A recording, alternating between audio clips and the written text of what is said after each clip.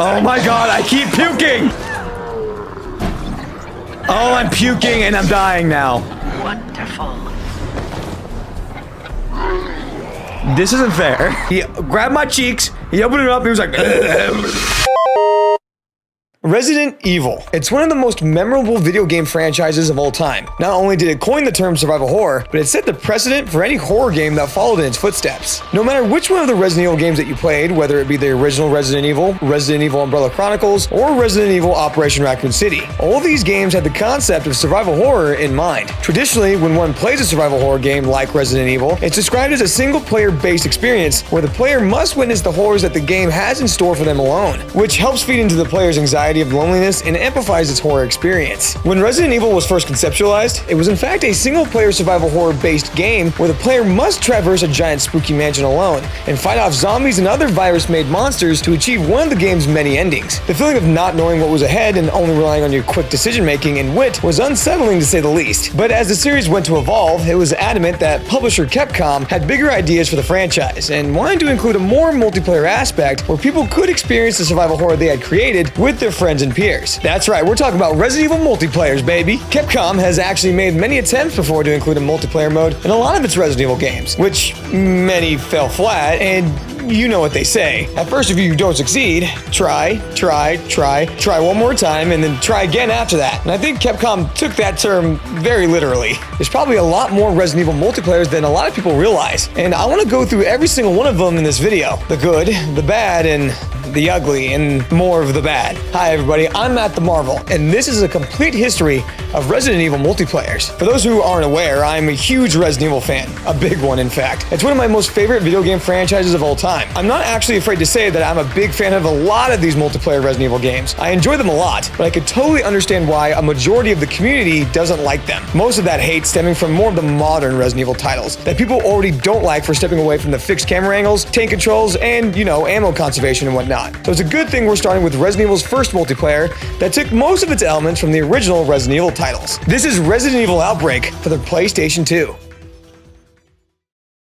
Most of you guys have probably heard of Resident Evil Outbreak. Now, it is a survival horror video game with online compatibility for the PlayStation 2. It was initially released in 2003 and was developed by Capcom and was the very first entry in the Resident Evil series to feature cooperative gameplay and online multiplayer support. First, let's set the stage. Outbreak depicts a series of episodic storylines in the zombie-infested hellhole we all know too well, Raccoon City. Outbreak is set a couple days after the initial outbreak of the T-virus. Moments before the crisis further escalates into complete chaos, the game starts with 8 characters inside Jay's bar, who are unaware of what's happening until a lone zombie wanders into the bar and attacks one of the employees named Will. After that, the characters must work together and survive to make it through the city. This is where our main campaign begins. The gameplay is similar to that of Resident Evil Remake for the Nintendo GameCube, with very minor adjustments. Instead of just 2 characters to choose from, however, this one includes 8 playable characters, all ranging from different Raccoon City professions, like Kevin Ryman, an RPD officer and STARS flunky with the ability to make critical hits on enemies with his 45 ACP pistol, or Yoko Suzuki, a university student and former Umbrella Corporation employee who can store more items than other characters thanks to her backpack she carries around. Now, the player chooses a scenario and difficulty level, and the difficulty level is tied to the enemies and items the player encounters while progressing through the scenario. The game has 5 scenarios in total, each of which has an event checklist consisting of special actions that the player must perform to reach 100% completion, but not required to progress to the next scenario. Now, most of these scenarios are required for you to choose a specific character in order to get that 100% completion. The player will traverse through a series of rooms in search of key items to progress and procure items to ensure their survival, i.e. weapons, herbs, and ammo. Usually, there's about 3 to 4 characters moving all around at once to help in your mission.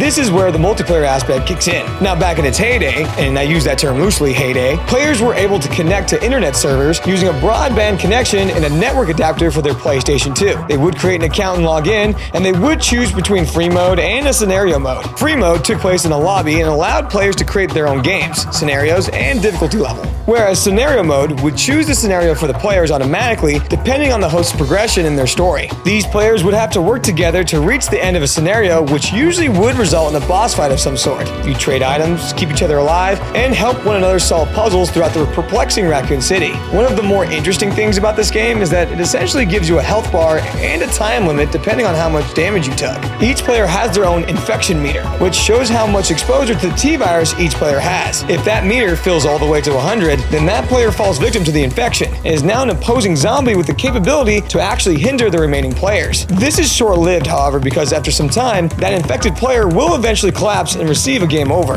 Mixing the survival horror elements from the original Resident Evils into a multiplayer campaign like this was very unique. It was really hard to imagine that it could actually be done. The game actually garnered enough praise in the US and in Japan to warrant an expansion, which was initially just cut content from the first one, titled Resident Evil Outbreak File 2.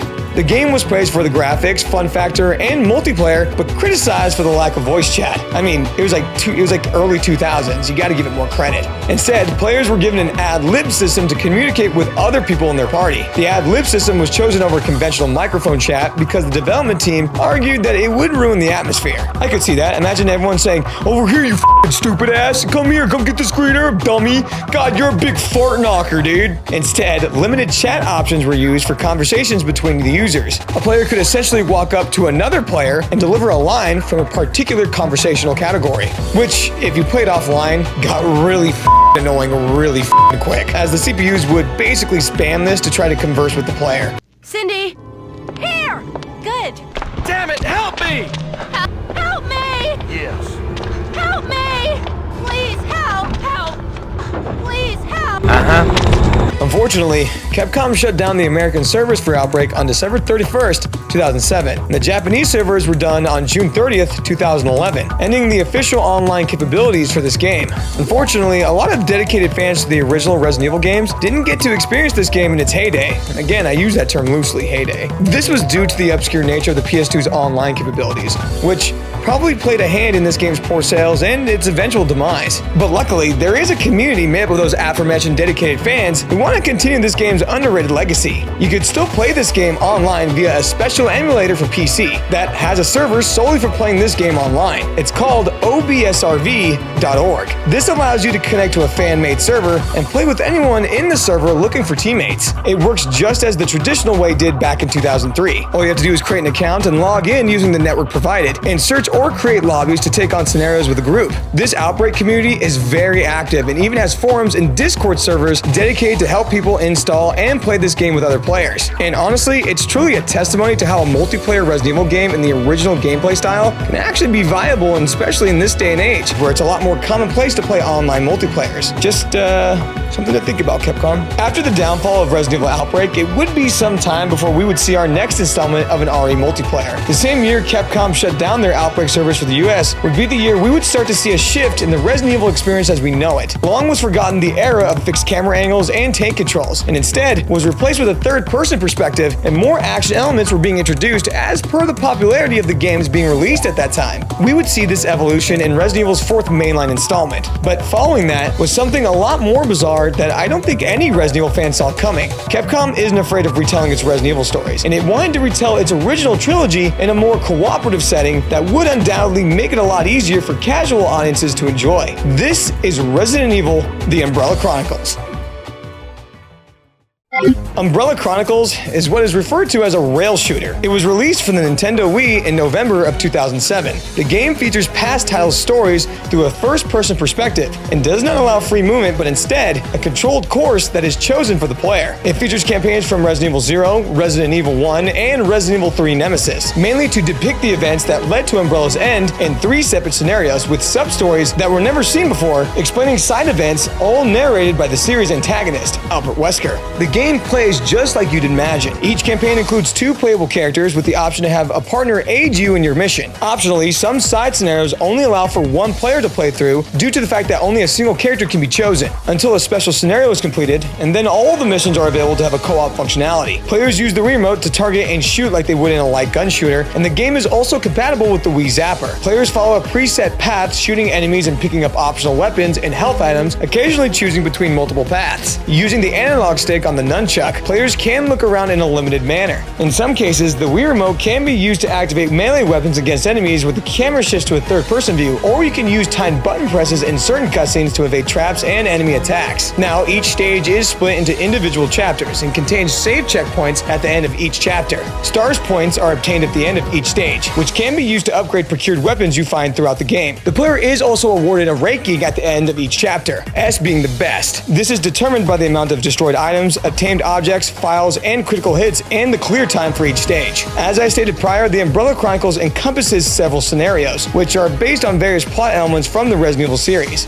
The game's first 3 scenarios, train derailment, the mansion incident, and Raccoon's destruction, are all set within Raccoon City and its surrounding area. But the final scenario, which is based on new material, is set in Russia in the year 2003, where it shows the climactic end to the Umbrella Corporation. The game also features 9 playable characters from the previous Resident Evil games. This includes Rebecca Chambers, Billy Cohen, Chris Redfield, Jill Valentine, Carlos Oliveira, Albert Wesker, Ada Wong, Richard Eichen, and Hunk. What's interesting about this game is that it's actually pretty crucial to the Resident Evil lore, as it does tell what happened to Albert Wesker after the events of Resident Evil 1, and how he escaped the Spencer estate, as well as the story behind how Rebecca ended up in the Spencer mansion after the events of Resident Evil 0. This storytelling is enriched by the fact that you can experience it with a friend for the first time, but unfortunately, it's only in couch co-op play. No online functionality was introduced for this game at the time of its release. But I digress. The game was praised for adding more lore to an already complex storyline and filling in the gaps that left fans with many questions. Although some argued that the soundtrack broke the atmosphere that most Resident Evil fans were accustomed to. I actually enjoyed how stylish it made Resident Evil feel, and it could still feel like a Resident Evil game without having to be too ambient, which was commonplace for all Resident Evil games up till now. This game, all in all, was really just a love letter to the fans of the originals, and a lot of its content solidified that, with inclusions of tyrants and returning characters and settings, even if it was a drastic change to what we were used to in gameplay. The game was initially going to play similar to Resident Evil 4, however, in an interview with Famitsu, the game's producer, Masachika Kawada, revealed that the reason for the drastic change in gameplay, according to him, was that Wii users like easiness, and that a Resident Evil 4 style game is too complicated for Wii users to enjoy, which is funny, considering that Resident Evil 4 would later see release on the Wii later that year. The game did surprisingly well, and sold over 1.4 million copies worldwide, which would result in an eventual sequel with better graphics, more dedicated co-op gameplay, and a never-before-seen story that followed the events of Resident Evil Code Veronica. But before we dive into that, there is another game that was released earlier the same year that would truly define the Resident Evil multiplayer experience and change how Resident Evil was played for many years to follow, as it would become one of Capcom's most successful games to ever be released and really show us how survival horror would never be the same. This is Resident Evil 5.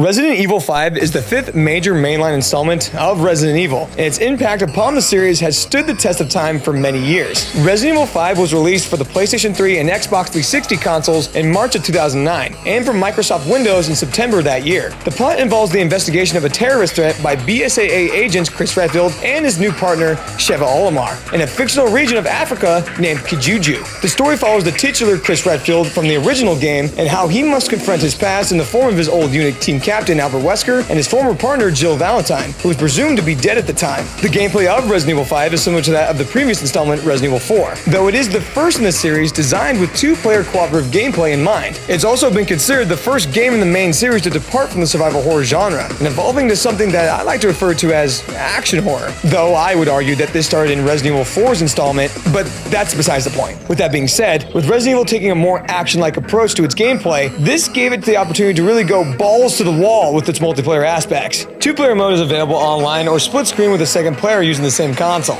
In split screen mode, one player's viewpoint is presented at the top half of the screen and the other is at the bottom half. If one player has critical health, only their partner can resuscitate them, and they'll die if their partner cannot reach them in time. Players can trade items during gameplay such as ammo, guns, and health items. Not only did the story mode heavily rely on its co-op multiplayer functionality, the game was highly praised for its online game modes that heavily strayed from Resident Evil's normality. One of those game modes being an old staple from the original Resident Evil 3, called the Mercenaries mode. This minigame places the player in an enclosed environment with a time limit, while fighting off a barrage of enemies or other players. The goal here is to score as many points as possible within the time limit. This can be done with an additional player to assist you to reach the highest score possible. Shortly before the release of Resident Evil 5, Capcom announced that a competitive multiplayer mode, called Versus, would also be available for download. Personally, this was my favorite of all the online modes. Versus has 2 online game types, Slayers and Survivors mode, a point-based game challenging players to kill Hostiles and Survivors, where players hunt each other while dodging and attacking enemies in a map of their choosing. Both modes can be played by two-player teams, which make it a 4-player experience all in all.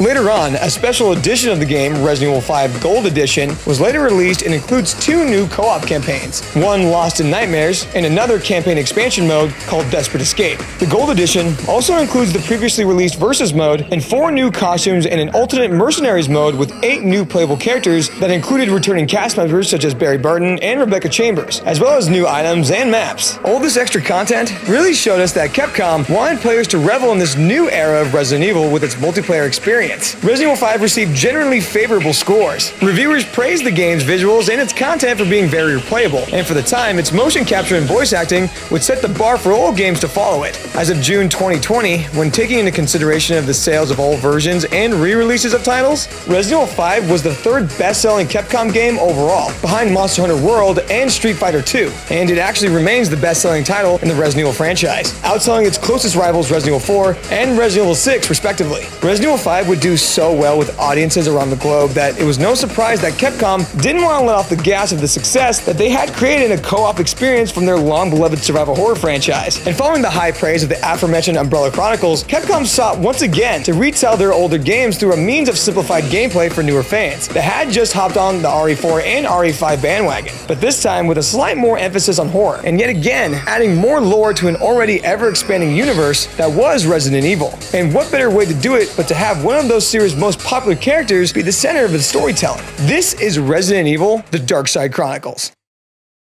Resident Evil: The Darkside Chronicles is an on-rail shooter for the Wii developed by Capcom and a studio called Cavia.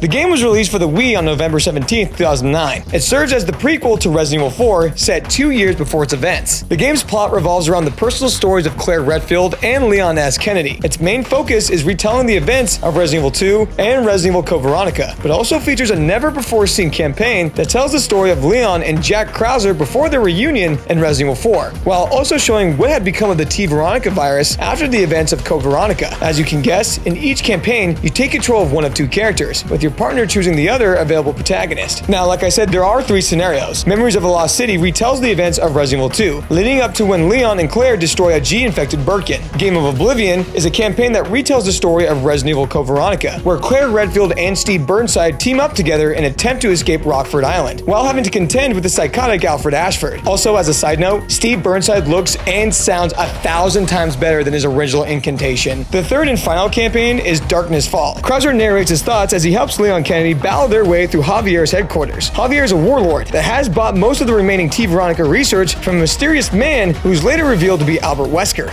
Down to its core, this game is very similar to Umbrella Chronicles with minor adjustments. For example, headshots were made easier for players to perform, and a status screen was implemented where the player's health bars are now separate. Players can pick up and use green herbs to replenish their health meter at the push of a button now. There is only one first aid spray per chapter, and it's automatically used when the player's health meter hits 0, completely replenishing both health meters at the same time. Players can now customize each of their weapons from its power, rate of fire, capacity, reload speed, and stopping power. The handgun is now fully customizable as well. The game also automatically adjusts its difficulty depending on the player's skill level. Other new features include online leaderboards and a system to differentiate players' reticles. Like I said, it plays very similar to Umbrella Chronicles. One can either play independently with an AI-controlled partner or cooperatively with another player. Each level features 2 players that share the same first-person perspective, but can freely move their own aiming reticle to independently shoot objects. Much like its predecessor, players wield a handgun with infinite ammunition, and other firearms including a shotgun, submachine gun, and a magnum. The game also features something called an evade move technique, which allows players to dodge certain enemy attacks by successfully completing a quick time event. Players are graded at the end of each chapter based on how many enemies are killed, objects are destroyed, damage is taken,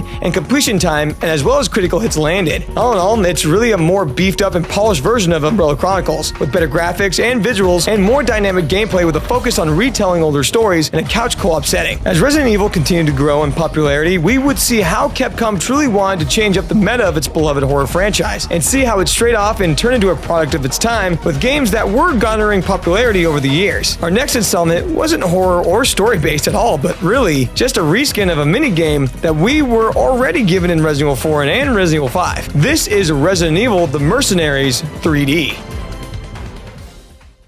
Resident Evil The Mercenaries 3D is just a third-person shooter developed by Capcom for the Nintendo 3DS. It's basically just a combination of Mercenaries minigames featured in Resident Evil 4 and Resident Evil 5, where players must defeat as many enemies as possible within a set time limit. It did, however, introduce some new mechanics to the now familiar third-person perspective. Yep, that's right. You're finally able to walk and shoot at the same time. Way to go, Capcom. Only took you like a decade to figure that one out. But again, I digress. This mechanic did make it easier to evade enemy attacks while reloading and healing. The player is also available to aim down at sights in this game, which allowed for more accurate aiming, and it was a lot easier to get those headshots. This game also introduced some different characters that weren't available in the previous Mercenaries iterations, such as Claire Redfield. Now keep in mind, this was a handheld 3DS game. Gameplay is shown at the top of the screen for the Nintendo 3DS, while inventory management is handled on the touchscreen. Players are able to customize their character's abilities, labeled as skills, and weapon loadouts by obtaining skill points and rankings based on their gameplay performance. Now, what I like about the game is that it features a lot of alternate costumes for each character to unlock, such as a nurse outfit for Rebecca or an American flag motif outfit for Barry. Now, for what the game does right, the game includes Wi-Fi connectivity for cooperative play from players around the world, as well as new modes and characters from across the series.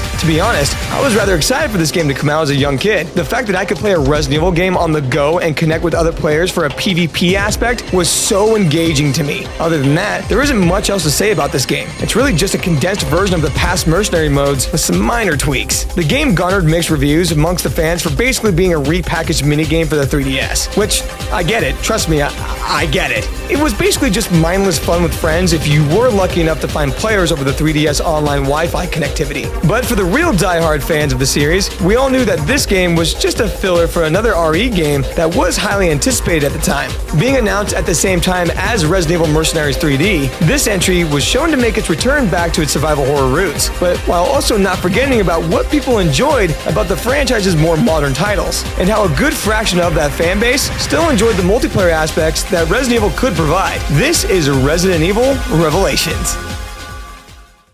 Resident Evil Revelations debuted in 2012 and was developed and published by Capcom originally for the Nintendo 3DS. Set shortly after the events of Resident Evil 4, the game follows counterterrorism agents Jill Valentine and Chris Redfield as they try to uncover the truth behind a bioterrorist organization that plans to infect the Earth's oceans with a virus. The game features a single-player mode where the player must complete a series of episodes that involve solving puzzles and defeating enemies similar to that of Resident Evil 4 or Resident Evil 5, but with a more horror-focused aspect in mind. It was designed to bring back the content and horror of the Resident Evil roots, while at the same time trying to modernize the gameplay. Revelations included a multiplayer aspect where players may fight their way through altered single-player scenarios with a variety of different characters. This was called Raid Mode. These usually feature enemies of varying power and size for the player to defeat. Once a scenario has been completed, the player was rewarded with experience to level up and battle points that can be used to exchange various weapons and items at the store. Gaining experience and acquiring new equipment allow players to progress to higher and more challenging scenarios. It's sort of akin to that of an RPG, where fighting higher level enemies would garner high risk but high reward. As the player progresses throughout the game, the player may also unlock numerous characters for use in both single-player campaign and raid mode, with each character having a different set of abilities and melee attacks. The game also supported the Nintendo 3DS Street Pass functionality that allows different players to exchange items for use in the game, which really made the multiplayer aspect feel more active than just co-op gameplay. The game was later ported to the PS4 and Xbox One and Steam for PC, making the Street Pass function basically useless. But it is a lot easier to find lobbies with players with these later ports if there are any lobbies to find. Now, the game itself got relatively favorable reviews as it was a step back towards its more survival horror roots. That didn't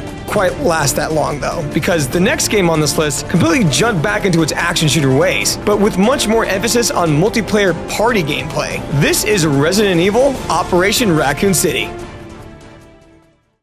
Operation Raccoon City, also known as ORC, is a squad-based third-person shooter and is the brainchild of Slant 6 Games and Capcom. Being set around the same time as Resident Evil 2 and 3, it features the characters from these two games, but the events that occur are considered non-canonical to the Resident Evil story timeline. The game follows a group of elite mercenaries that work for the Umbrella Corporation during the zombie outbreak in Raccoon City. The game was met with mixed critical reception, but was a commercial success, believe it or not, selling more than 3.2 million units. Personally, I always refer to this game as the first first original hero-based shooter. There are 12 playable characters in the game, split into 2 factions, with 6 characters for each side, differentiated by their class type, each with their own set of skills and abilities. The classes include Assault, Recon, Surveillance, Field Scientist, Demolitions, and Medic. The 2 teams are the USS Delta Team, a special covert team that worked directly for Umbrella HQ, tasked with assisting Hunk's USS Alpha Team in their mission to retrieve a sample of the G-Virus from Dr. William Birkin, and the other being Echo 6, a special forces unit from the US Army whose job was to not only rescue any remaining survivors from the T-Virus outbreak, but also search for any incriminating evidence that could potentially implicate Umbrella in the destruction of Raccoon City. This led to numerous encounters with Umbrella's BOWs and security service soldiers. In the game's main story mode, you select your character, and you can select your skill loadout as well as your weapon loadout. You can take on the main campaign alone, or alternatively, you can group up with players online as a party and work together to get a better end grade by keeping each other alive and taking down as many BOWs and completing the mission while also heading for a high score. The game also includes a couple multiplayer modes besides the main campaign, such as Heroes mode, as you choose between a variety of familiar Resident Evil characters to fight an opposing team. The Hero side consists of Leon, Jill,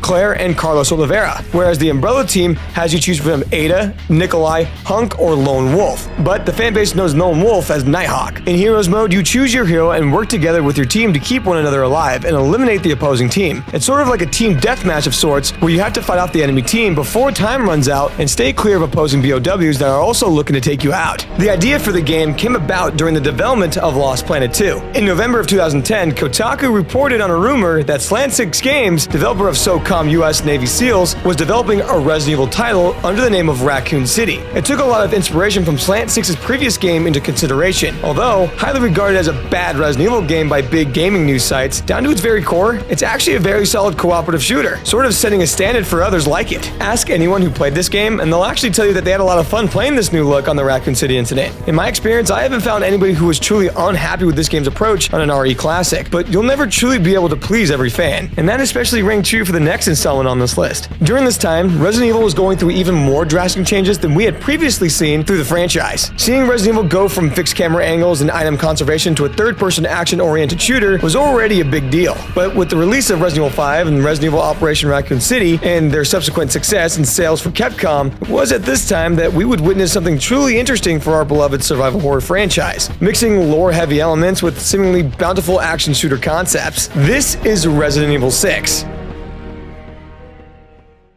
Resident Evil 6 is the 9th major installment in the mainline Resident Evil series story. Resident Evil 6 would continue the tradition of being heavily focused around multiplayer compatibility in its main story, just like Resident Evil 5 before it, by having the player being partnered with an AI companion that would alternatively have you link up with another player through either couch co-op or through online connectivity. Resident Evil 6 included 4 intertwining campaigns, making that 8 playable characters in total. Resident Evil 6 wanted to capitalize on what made Resident Evil 5 so successful with its multiplayer aspect, and more partner interactivity.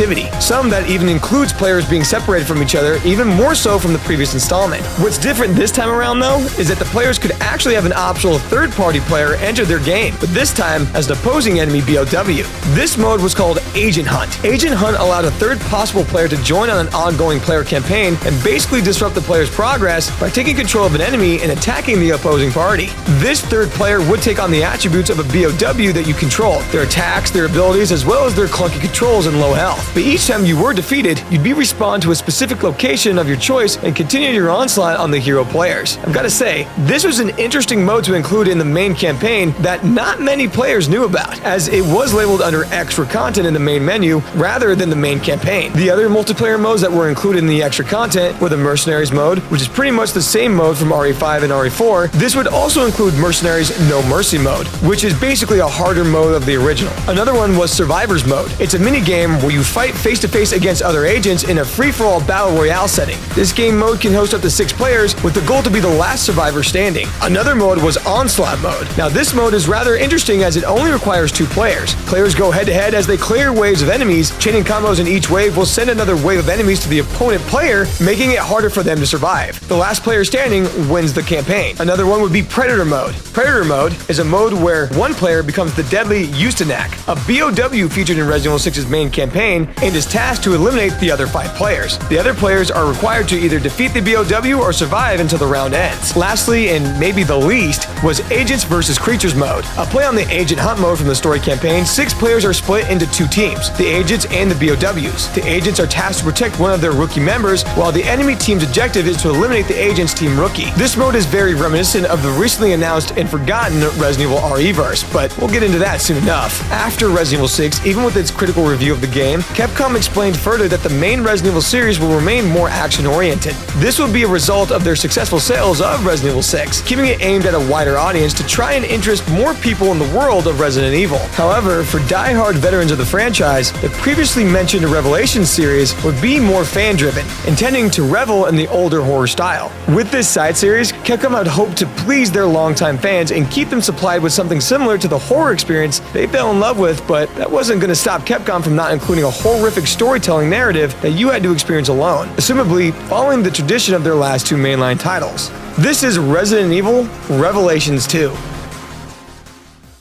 Unlike the first Revelations, Revelations 2 had the cooperative aspect in mind for this more slow-paced horror story. Resident Evil Revelations 2 is set between the events of Resident Evil 5 and Resident Evil 6, seeing Claire Redfield return as the main protagonist alongside Barry Burton and his daughter Moira, while also introducing a 4th character in Natalia Corda. Both Natalia and Moira play as supporting character roles in their respective campaigns, which players get the option to choose between when it comes to playing as a co-op. Alternatively, when played in single-player mode, the players are able to switch characters to solve puzzles and do certain actions. The game has a lot of stealth elements, as only 2 of the 4 playable characters use guns and weapons. The other 2 supporting characters are more vulnerable, preferring to use weapons such as crowbars and bricks. They can also find hidden items with a flashlight or special senses. Unlike Revelations, Revelations 2 returns to co-op in its campaign. However, it was revealed that the co-op is for local offline play only. Revelations 2 also includes the return of partner zapping, a concept that was only previously seen in Resident Evil 0. With this mechanic, players who are playing solo will be able to freely switch between the 2 characters to perform the cooperative mechanics required to progress. Each character has its own unique style of play. Claire and Barry are responsible for firearms and combat, and it will fall upon them to dispatch any enemies that attack the duo. Moira and Natalia are support roles in the campaign. Moira's primary item is a flashlight. With this, Moira is able to not only provide light for Claire, but also use the light to blind or stun the afflicted, which are the infected within the game. The flashlight can be used similar to that of the Genesis scanner from the first installment, able to reveal items and secrets that Claire otherwise could not see. Moira also finds a crowbar, which she can use to pry off boards that are blocking doors and also swing as a weapon in self-defense. Natalia mainly is used in a similar manner, but with less emphasis as Moira. Aside from the limited co-op campaign of Revelations 2, this second installment also featured the return of the first game's raid mode minigame. Many core mechanics have been dramatically changed from the first Revelations, and players would be able to visit locations from other games in the series, including Tall Oaks and Adonia from Resident Evil 6. It's here you can also fight monsters from other games such as the Skag, Dead, and Hunters from Resident Evil 1. The maximum level has also been raised from 50 to 100 since the first game. The game's mission structure has also been changed. In raid mode, main missions cost in-game money to play,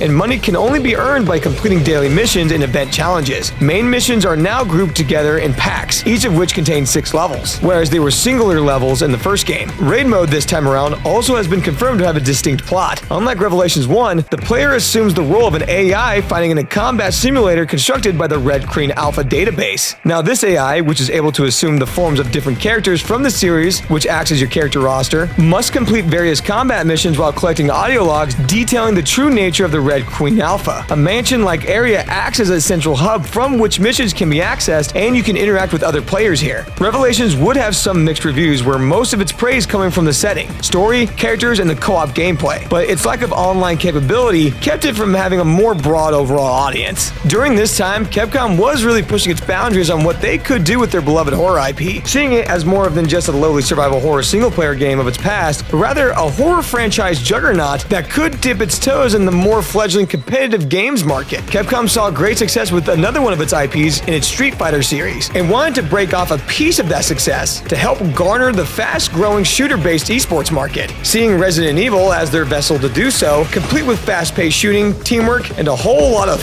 faith. This is Resident Evil Umbrella Corps. Now, Resident Evil Umbrella Corps isn't technically called Resident Evil. It's just known as Umbrella Corps. Umbrella Corps really sought to be the definitive Resident Evil multiplayer experience at the time of its conception and its release, and serves as one of the bases of the creation of this video. Releasing in 2016, Umbrella Corps is a tactical shooter game developed and published by Capcom's Osaka studio, which is Capcom's headquarters, believe it or not, or Capcom Prime, if you will. The team aimed to create a game with concentrated, fast-paced combat and multiplayer experience offered by current esports at the time. Players play as a mercenary from rival black market corporations, and they are tasked to cooperate with their fellow mercenaries to eliminate all the hostile players. This would serve as the narrative for the multiplayer experience, and why this setting was used in a Resident Evil game. Players can choose to play from a first-person perspective or a third-person perspective, simultaneously using gadgets like semi-automatic rifles, shotguns, pistols, grenades, and explosives, as well as unusual melee-like weapons called combat axes, or brainers as they're referred to in the game. The game's maps are described as compact battle zones, which have traditional historic Resident Evil themes. In order to travel between maps in an effective way, the game features tactical climbing gear that are used on terrain spikes, which can be used for traversing tough ground or big heights. This would give it the feeling of traveling around a map and experiencing combat fluid enough to replicate the pacing of competing games modes. For example, like COD's Team Deathmatch mode. Capcom wanted to give players a little bit of variety when it came to their customization options for players. There are 3 classes available for players to choose from, namely Assault, Short Range, and Tactical. Each class is equipped with different weapons of your choosing to fit your team accordingly. The game's maps are infested with zombies and bioweapons that will fall to the players at every turn. Players are equipped with a gadget called the Zombie Jammer, which makes BOWs ignore their presence for a little while. However, they would still get attacked by BOWs if they were intentionally or accidentally provoked. Players can disrupt their opponent's jammer with the use of something called a Jammer Buster, forcing them to deal with more threats. Zombies can also be grabbed by players, which can be used as a shield. The game also features a progression and customization system. However, most customization items are purely cosmetic. What's really weird about this entry is that it only supported 3v3 matches in a 4-man free-for-all mode, which seemed like very limiting modes if the idea was to make this a multiplayer shooter. The game does not feature a main campaign though. Instead, it features a single-player mode known as the Experiment. It's basically a horde mode that has 24 missions and tasks players to fight against waves of enemies, which is cool and all, I guess. Reception of the game wasn't all that great, to be honest. It was heavily bombarded with critical reviews from longtime fans for being a huge step away from its horror roots, some even referring to it as a COD clone with a Resident Evil skin on it. It just couldn't compete with other games of its same genre and was almost dead on arrival for PC, with only a couple console players keeping the game active to this day. It's a shame because really down to its core, it's not a bad game at all. It was honestly a spin-off that was played in the same vein as the Mercenaries mode in my opinion. The fan base completely wrote this game off, even though a lot of them never even played it, I'm sure. This community has a bad habit of doing this all the time with Resident Evil, and we'll find that out soon enough. The next couple of years after Umbrella Corps would be a very formative time for the franchise. The action horror genre that Capcom had built off their original survival horror concept was thriving, but Capcom wanted to take a step back from the action theme and go back to what gave Resident Evil its namesake. This would be made apparent after the release of Resident Evil 7 and the subsequent Raccoon City saga of remakes with Resident Evil 2 and Resident Evil 3 remakes for the newer gen consoles. Although Resident Evil seemed going back to its survival horror complexities, Capcom still saw a market for their survival horror franchise to be a part of a bigger multiplayer online compatibility. Not wanting to miss the opportunity for their fans to experience multiplayer within Resident Evil, they began a new project that would be solely developed by another team within Capcom focused on a PvP survival horror experience, while still using their new in-house engine, RE Engine. This is Resident Evil Resistance. Resident Evil Resistance is an asymmetrical survival horror game developed by Neobars Entertainment and published by Capcom as the online counterpart for Resident Evil 3 Remake. Although this time around, the game wouldn't be included within the game menu itself, but instead listed separately as its own free game that would be unlocked after purchasing Resident Evil 3 Remake, packaged in free of charge. Well, depending on who you ask. Capcom has been harassing the Resident Evil team to develop a modern multiplayer game for years, and it seems Capcom finally got their wish not once but twice. First off, we have Resident Evil Resistance. This would be RE's response to the lack of extra content in Resident Evil 3 Remake. Sort of. Resistance is Resident Evil's attempt to recreate the popularity of Dead by Daylight. It's a 4v1 style of gameplay, where 4 survivor players must compete against a single mastermind player. There are multiple maps, canonical enemies, and several playable characters. As I stated before, this was developed by Neobars Entertainment, a side development team within Capcom's actual core team. Now, Resistance was mostly discredited before it began, just like with Umbrella Corps. corpse. Developers at Capcom and Resident Evil have always stated that their games are single-player and story-driven focused, although having a large-scale multiplayer directly contradicts that. But Resistance did a good job of carving out a multiplayer niche for Resident Evil. Players will take control of one of the 6 survivors or the mastermind. Survivors are tasked with collecting items throughout the levels that will allow them to defeat the mastermind by going through each stage of the mastermind's events. While making your way through the stages, survivor players will need to defend themselves against common infected such as Cerberuses, heavy infected, and special infected. Each playable character has a different role with different perks and traits, and forming the right team consists of gathering the right synergy of characters together, such as having a DPS character, a tank character, and a healing character. Now, don't get me wrong, Resistance has its charms. It was able to find a small community of gamers, but it's just not a sustainable game for itself. Characters seem really rudimentary, their traits are mostly useless, and everyone just wants to play as the mastermind, and if not, you're a survivor working on their own. Not to mention the combat really belongs in the 90s, which is the setting for this game. Stun locking is prevalent throughout, and why can't I minimize the map? What the All in all, Resistance could be a lot worse, but it could also be a hell of a lot better. The progression system forces players into a tedious, grind-heavy style of gameplay that is straight up not fun. Personally, Resistance is a take-it-or-leave-it kind of game, but with the right friends, the game can really shine on something fun. But short of that, it's honestly probably a Resident Evil title that shouldn't exist, especially considering that Capcom dropped it shortly after releasing a content roadmap for the game. Speaking of RE titles that shouldn't exist, let's talk about Resident Evil RE-verse. Okay, I'm gonna be real with you guys for a second. I was a big fan of RE-verse when it was being hyped. It was presented as a team deathmatch style of game, something to compete against other online battle royales, but it was going to be 100% set in the Resident Evil universe. Promotional trailers online seemed to show an intense, fast-paced, action-packed game that allowed players to control their favorite Resident Evil characters and duke it out to the death, with perks and skills and builds and everything. Yeah, sign me the up. What we got was the biggest RE disappointment pile of shit I've ever seen. I wouldn't be surprised if only 7 people worked on RE-verse in total. Like, that's how shit this was. Now, it's painfully obvious that Resident Evil didn't devote the resources needed to make Resident Evil RE-verse what it could be. RE-verse was originally meant to be released with Resident Evil Village. For some reason, and I don't know what, was met with heavy setbacks and was instead launched with the Resident Evil Village DLC, Shadows of Rose. And even after launch, even after it was delayed twice, it's a hopelessly bare bones game. You get 6 characters, 2 maps, and 1 game mode at launch. That's it. And it's shaping up to be a game mode nobody should waste money on. The combat is clunky, the lighting is awful, and the details are low. This is, without a doubt, a bad multiplayer game. It literally feels like Capcom twisted RE's shoulder on this one and forced them to make a multiplayer battle royale, but Resident Evil only put 5 to 7 devs on the job. So like, what? So what we get is a pathetic excuse at an online multiplayer. Besides that, players can take control of Chris, Leon, Hunk, Ada, Claire, or Jill and try to murder each other. And that's basically it. The only fun, unique aspect of RE-verse is that when your character dies, they're reborn as a bioweapon. It gives you a chance to get revenge on your killer as a mutant freak, which I actually kind of like. But even that part of the game is incredibly short-lived and doesn't offer much in a way of gameplay. It's literally just stun locks all day. It's all day stun locks. I was heavily involved with both RE-verse and Resistance before launch. Being the Resident Evil fanboy that I am, I led the torch. I rallied gamers to the cause and got everyone around me anticipating the releases. I was getting it hyped. I had to rethink my whole life. Obviously, I'm kidding, but it didn't hit me that hard. But I was legit let down by Resident Evil and Capcom's unprofessionalism when it came to an online multiplayer aspect. RE-verse still has some hope, though. Okay.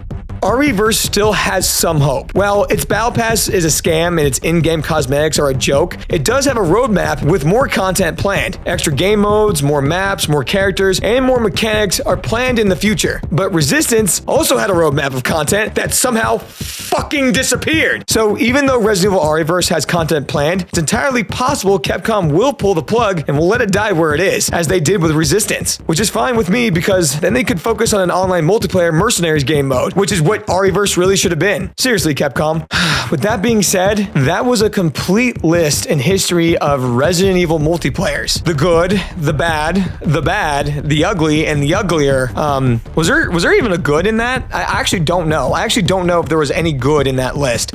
Maybe raid mode was probably the exception in Mercenaries mode, but even then they ended up screwing up Mercenaries with Resident Evil 6. With that being said, that was my complete rant. It was more of a rant, right? It was more of a rant than it was a history of Resident Evil multiplayers. Hopefully Capcom will learn from their mistakes, but I am hopeful for the content roadmap that RE-verse has planned for us. Wait, hold on, wait a minute. Apparently there's been a couple updates since I've started working on this video. Wait, hold on, let me take a look. Oh my fucking god, they've released the same character 4 times. Are you fucking kidding me? Yo, you, Capcom.